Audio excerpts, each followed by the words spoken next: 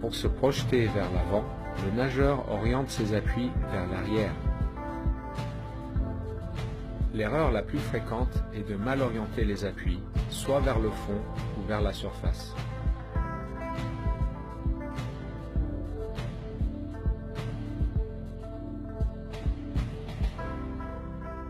Les nageurs experts utilisent l'intégralité de l'avant-bras et de la main pour se propulser vers l'avant.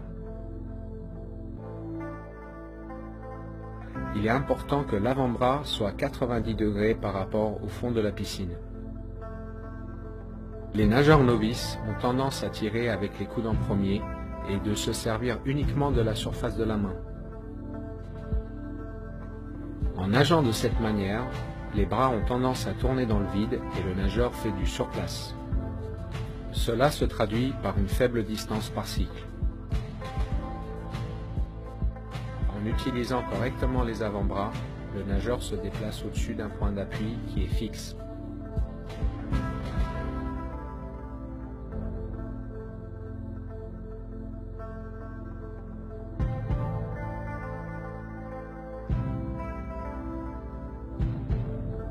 Si la trajectoire de la main s'éloigne trop de l'axe central, il y a une perte de force.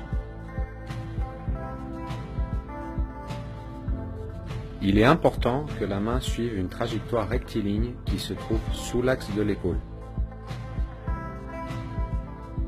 Si l'avant-bras reste bien placé, le coude se décale inévitablement vers l'extérieur.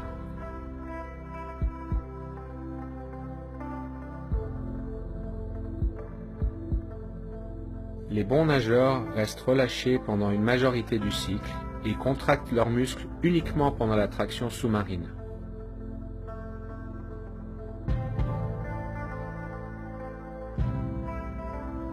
Les masses d'eau sont pulsées vers l'arrière et nous pouvons identifier deux phases de propulsion.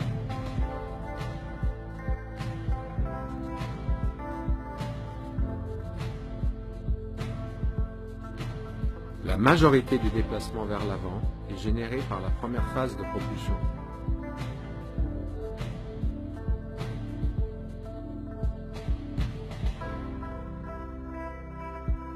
Puisque l'eau est un milieu très dense, il est primordial d'avoir une propulsion continue en évitant les temps d'arrêt entre les phases propulsives.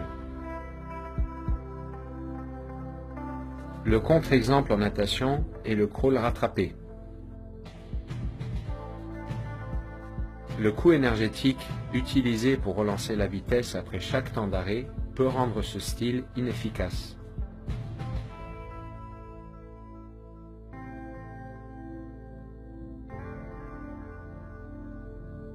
Dans toutes les nages, une propulsion efficace est le résultat d'une orientation correcte des appuis, de l'utilisation des bons muscles au bon moment et de la continuité.